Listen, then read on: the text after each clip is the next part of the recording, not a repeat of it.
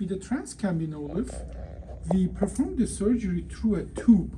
And since we are going through a tube and dilating the tissue, it doesn't really impact the surgery if the BMI is 25 or 35 or 45.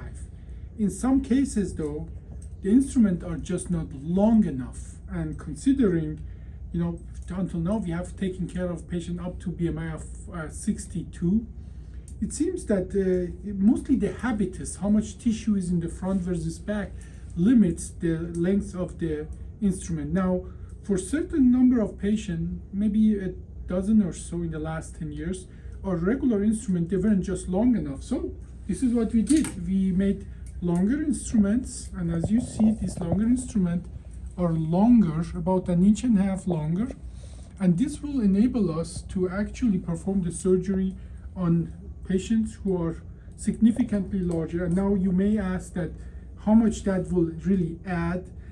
It's considerably going to add to our ability to take care of those patients, because as you know, in a sphere, the volume and mass goes with the power of 3, meaning that just this will enable us to jump about 10 to 15 in the BMI, in the number of the people we can take care of, and practically enable us to take care of all BMIs by having just about 1.5 inch longer instrument.